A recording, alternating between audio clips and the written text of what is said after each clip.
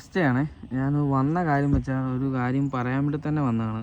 ഇത് കണ്ടോ, പാർപ്പും കുഞ്ഞുങ്ങളോട് അടിക്കാൻ നയിക്കുന്നത് ഭയങ്കര മോശമായ കാര്യമാണ് കാണിക്കുന്നത്.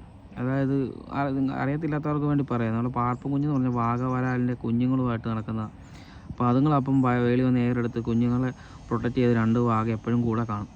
അപ്പോൾ അതിനെ എളുപ്പത്തിൽ പിടിക്കാനും പറ്റും. പക്ഷേ ഇങ്ങനെയുള്ളവർ അതിനെ എറ്റാൽ ചെയ്ത് പിടിക്കുകയും ചെയ്യും.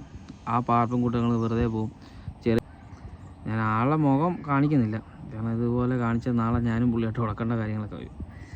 ചെറിയ മീനുകൾ അതിനെല്ലാം വലിയ വലിയ മീൻ കറി കിട്ടുകയും ചെയ്തു അതിനായിട്ട്.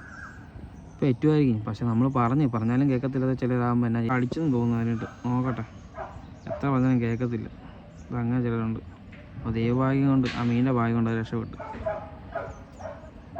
എന്നാ ചെയ്യാൻ, ഇങ്ങനെയുള്ളവരുണ്ട് നമ്മുടെ സമൂഹത്തിൽ. അങ്ങനെ അവർ പോട്ടെ, ദൈവം ഒന്നും കിട്ടാതിരിക്കട്ടെ. നമ്മളങ്ങനെ ആരോടൊന്നും കിട്ടാതിരിക്കാൻ വേണ്ടി പ്രാർത്ഥിക്കത്തില്ല. പക്ഷേ ഇങ്ങനെയുള്ള സമയത്ത് നമ്മൾ എങ്ങനെയാണ് പ്രാർത്ഥിക്കാതിരിക്കുന്നത്?